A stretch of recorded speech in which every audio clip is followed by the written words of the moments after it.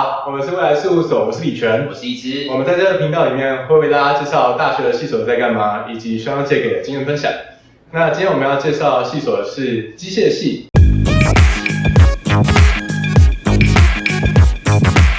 我大学的时候是读中山机电系，研究所考上了台大机械学研究所。之后出社会，在车厂做了6年的机构工程师，在之后我去了贸易商里面做了4年的品质工程师。机械系到底在做什么的？你是在问学科吗？学科啊。OK， 以机械系来说的话，其实我们先谈我们的必修有哪些东西。我们的必修有应用力学、材料力学、机动学、流体力学、热力学、自动控制。但是说了这些东西，其实大家根本不知道我们在干嘛。你在绕口令吗？这就是一堆有的没有的名字。但是我们在应用力学的课程会教导你们巴黎铁塔为什么是这样盖的，钢铁人飞行的轨迹要怎么计算。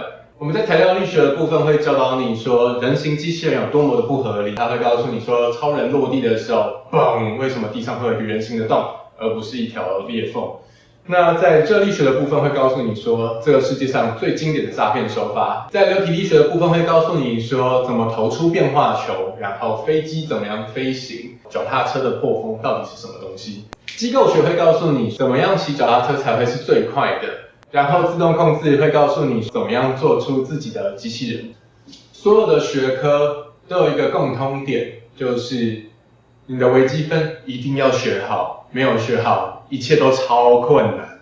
这样子有让你理解我们机械系在干嘛吗？其实这样听起来，机械系跟其他工程相关学系不是差不多吗？机械系跟其他工程相关学系其实差蛮远的。工程相关的学系我们比较常见的像是机械、电机、电子、材料、土木、建筑，还有资工、资管，其实差别蛮大的。在资工、资管，他们是学习电脑语言、程式语言，怎么样用程式语言去处理新的东西。电机系，他们是在做电路控制、电路设计，做电路相关的工程。机械系是在做结构相关的东西，结构的工程、结构的设计，会动的结构的设计。那像是土木系，它就是在做其实我不太确定。地壳相关的评估，也就是你的建筑物要怎么做，它才会比较平稳。然后像是造船系，它是教导你说怎么样去制作一台船。机械系其实跟造船系、跟土木系、跟材料系这几个科系会蛮接近的，我们都是在做一些比较传统的东西。电机系就会跟大家都很不一样，但是电机系在控制的部分就会跟资工比较相近。所以大概会是这样分类。所以机械系跟电机系这两个我永远搞不懂的系，一个就是做看得到的东西，一个是做看不到的东西。可以这样说。然后基本上看不到的东西又分成电的跟资讯的。OK。基本上机械系的课程，我自己是推荐大家都读原文书的，绝对要读原文书。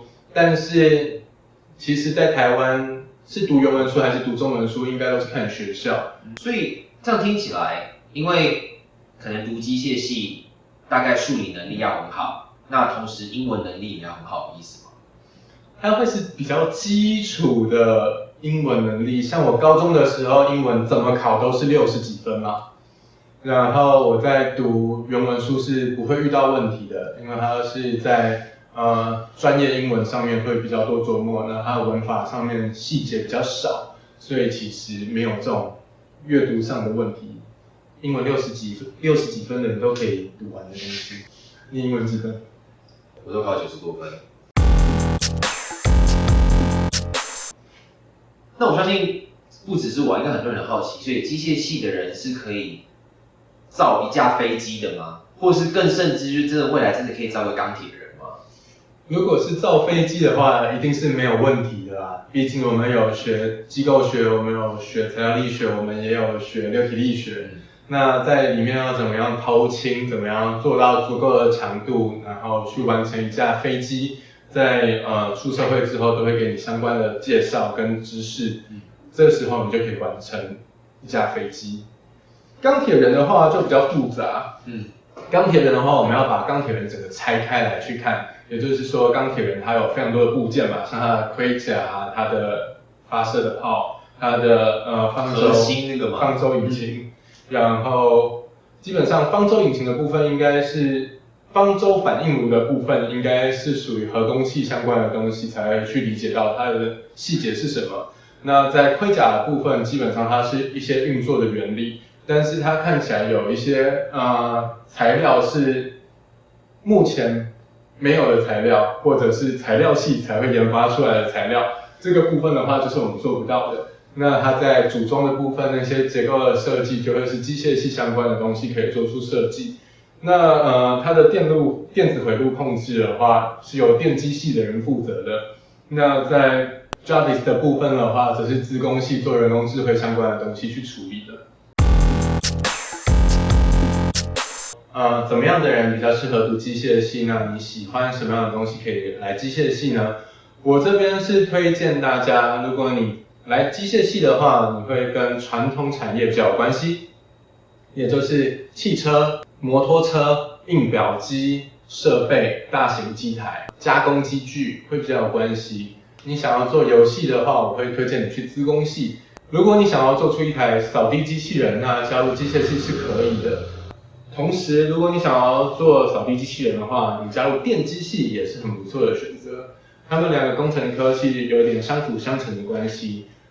如果你真的很有能力，我在这个地方推荐你，你要同时学习机械、资工跟电机，你要同时学习这3个科系的知识，你才可以完成一个独立操作所有东西的人。但是不可能的。那如果说东西要好看的外观的话，也是机械系要做的事情吗？东西要好看的外观，老实说，我们在机械系里面会学习怎么画 CAD， 也就是电脑辅助绘图。那电脑辅助绘图的部分，机械系的部分会着重在怎么去画出结构，一个好的结构，什么结构适合开发，什么是结构适合射出成型，什么结构适合车销。那美学的部分的话，一般会有公设系的人负责。所以你刚刚说你想要一个好看的外观，机械系能不能做到？可以，但是容不容易？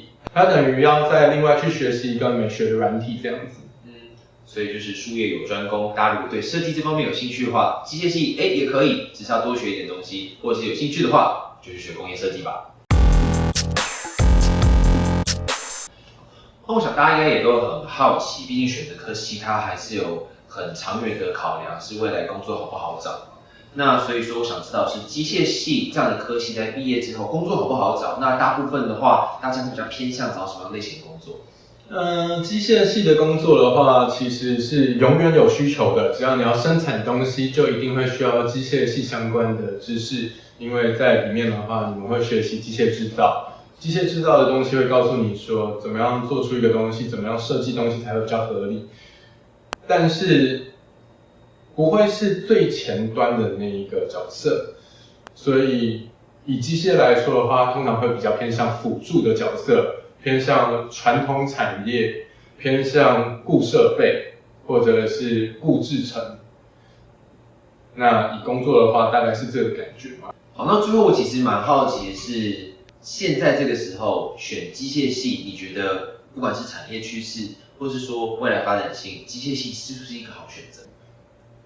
以现在来说的话，基本上机械系，就像我刚刚说的，机械系其实比较偏向传统产业。那传统产业会不会没落？老实说，你一定会需要生产东西，你一定要有汽车，你一定要有摩托车，你一定有飞机，你一定会造太空船。这种东西，生产是不会不见的。那你会不会被人工智慧取代？老实说，真的很难啊。那老实说，我也期待人工智慧取代我们，这样子我们就不用工作那么辛苦了。那你会不会被机械手臂取代？基本上，工程师不会被机械手臂取代，会被机械手臂取代的都是操作员。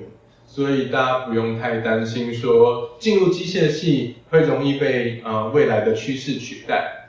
但是就像我刚才说的，机械系一直都不是最前端最屌的那一个人，所以大家要进来的话，可以考虑一下这个事情。